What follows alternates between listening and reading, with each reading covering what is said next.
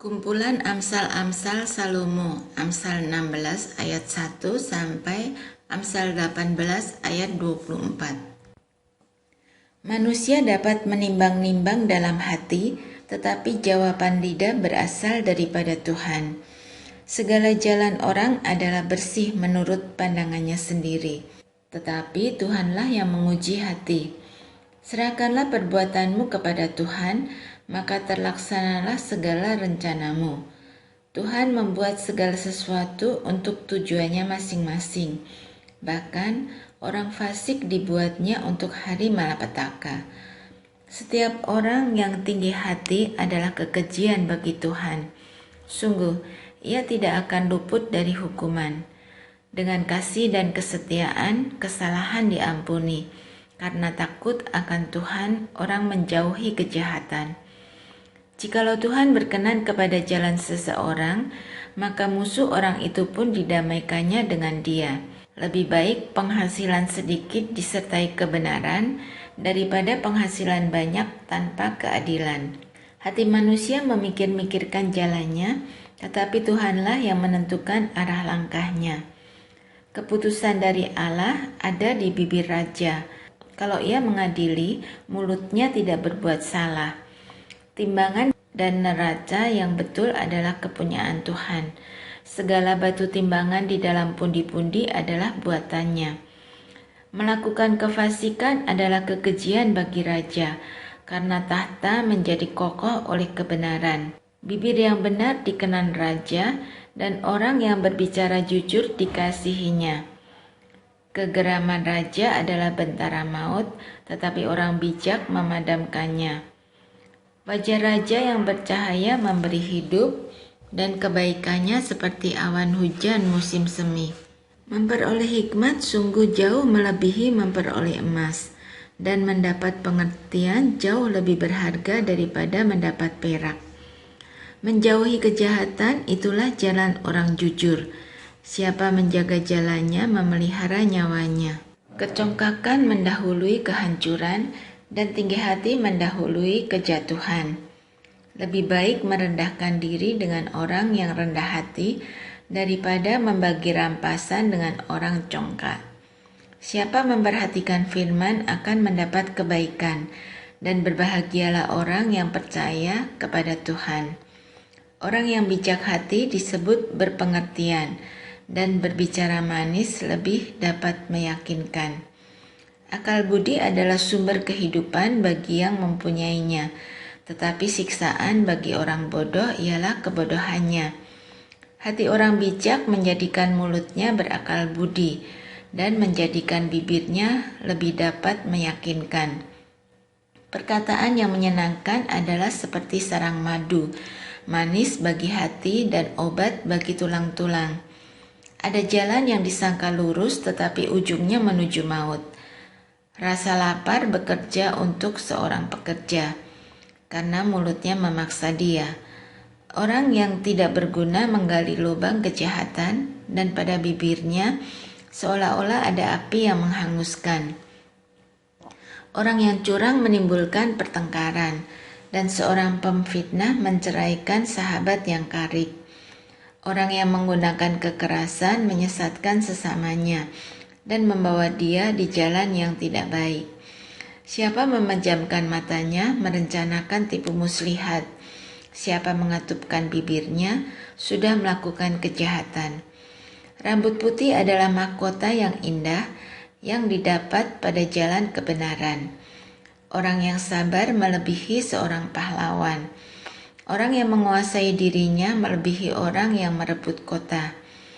Undi dibuang di pangkuan, tetapi setiap keputusannya berasal daripada Tuhan. Lebih baik sekerat roti yang kering disertai dengan ketentraman daripada makanan daging serumah disertai dengan perbantahan. Budak yang berakal budi akan berkuasa atas anak yang membuat malu, dan akan mendapat bagian warisan bersama-sama dengan saudara-saudara anak itu. Kui adalah untuk melebur perak, dan perapian untuk melebur emas. Tetapi Tuhanlah yang menguji hati. Orang yang berbuat jahat memperhatikan bibir jahat, Seorang pendusta memberi telinga kepada lidah yang mencelakakan. Siapa mengolok-olok orang miskin menghina penciptanya.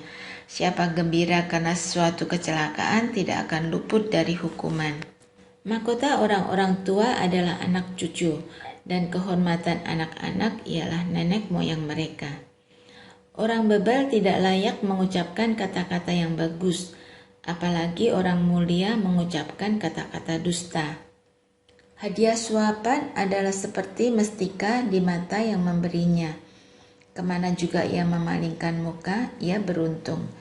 Siapa menutupi pelanggaran mengejar kasih, tetapi siapa membangkit-bangkit perkara menceraikan sahabat yang karib. Suatu hardikan lebih masuk pada orang berpengertian daripada 100 pukulan pada orang bebal. Orang durhaka hanya mencari kejahatan, tetapi terhadap dia akan disuruh utusan yang kejam. Lebih baik berjumpa dengan beruang betina yang kehilangan anak daripada dengan orang bebal dengan kebodohannya. Siapa membalas kebaikan dengan kejahatan, kejahatan tidak akan menghindar dari rumahnya. Memulai pertengkaran adalah seperti membuka jalan air, jadi undurlah sebelum perbantahan mulai. Membenarkan orang fasik dan mempersalahkan orang benar, kedua-duanya adalah kekejian bagi Tuhan. Apakah gunanya uang di tangan orang bebal untuk membeli hikmat, sedang ia tidak berakal budi? Seorang sahabat menaruh kasih setiap waktu dan menjadi seorang saudara dalam kesukaran. Orang yang tidak berakal budi ialah dia yang membuat persetujuan, yang menjadi penanggung bagi sesamanya. Siapa suka bertengkar, suka juga kepada pelanggaran. Siapa memewahkan pintunya, mencari kehancuran. Orang yang serong hatinya tidak akan mendapat bahagia. Orang yang memutar-mutar lidahnya akan jatuh ke dalam celaka. Siapa mendapat anak yang bebal, mendapat duka, dan ayah orang bodoh tidak akan bersuka cita. Hati yang gembira adalah obat yang manjur, tetapi semangat yang patah mengeringkan tulang. Orang fasik menerima hadiah suapan dari pundi-pundi untuk membelokkan jalan hukum. Pandangan orang berpengertian tertuju pada hikmat, tetapi mata orang bebal melayang sampai ke ujung bumi. Anak yang bebal menyakiti hati ayahnya dan memedihkan hati ibunya. Mengenakan denda orang benar adalah salah, memukul orang mulia pun tidak patut. Orang yang berpengetahuan menahan perkataannya, orang yang berpengertian berkepala dingin. Juga orang bodoh akan disangka bijak kalau ia berdiam diri, dan disangka berpengertian kalau ia mengatupkan bibirnya. Orang yang menyendiri mencari keinginannya, amarahnya meledak terhadap setiap pertimbangan. Orang bebal tidak suka kepada pengertian, hanya suka membeberkan isi hatinya. Bila kefasikan datang, datanglah juga penghinaan dan cela disertai cemooh. Perkataan mulut orang adalah seperti air yang dalam, tetapi sumber hikmat adalah seperti batang air yang mengalir. Tidak baik berpihak kepada orang fasik dengan menolak orang benar dalam pengadilan.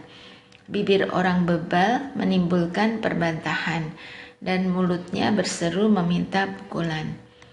Orang bebal dibinasakan oleh mulutnya. Bibirnya adalah jerat bagi nyawanya. Perkataan pemfitnah seperti sedap-sedapan yang masuk ke lubuk hati. Orang yang bermalas-malas dalam pekerjaannya sudah menjadi saudara dari si perusak. Nama Tuhan adalah menara yang kuat. Kesanalah orang benar berlari dan ia menjadi selamat. Kota yang kuat bagi orang kaya ialah hartanya, dan seperti tembok yang tinggi menurut anggapannya. Tinggi hati mendahului kehancuran, tetapi kerendahan hati mendahului kehormatan. Jikalau seseorang memberi jawab sebelum mendengar, Itulah kebodohan dan kecelaannya. Orang yang bersemangat dapat menanggung penderitaannya, tetapi siapa akan memulihkan semangat yang patah? Hati orang berpengertian memperoleh pengetahuan, dan telinga orang bijak menuntut pengetahuan. Hadiah memberi keluasan kepada orang, membawa dia menghadap orang-orang besar. Pembicara pertama dalam suatu pertikaian nampaknya benar. Lalu datanglah orang lain dan menyelidiki perkaranya. Undian mengakhiri pertengkaran dan menyelesaikan persoalan antara orang-orang berkuasa. Saudara yang dikhianati lebih sulit dihampiri daripada kota yang kuat. Dan pertengkaran adalah seperti palang gapura sebuah puri. Perut orang dikenyangkan oleh hasil mulutnya, ia dikenyangkan oleh hasil bibirnya. Hidup dan mati dikuasai lidah, siapa suka menggemakannya akan memakan buahnya. Siapa mendapat istri mendapat sesuatu yang baik, dan ia dikenan Tuhan. Orang miskin berbicara dengan memohon-mohon, tetapi orang kaya menjawab dengan kasar. Ada teman yang mendatangkan kecelakaan, tetapi ada juga sahabat yang lebih karib daripada seorang saudara.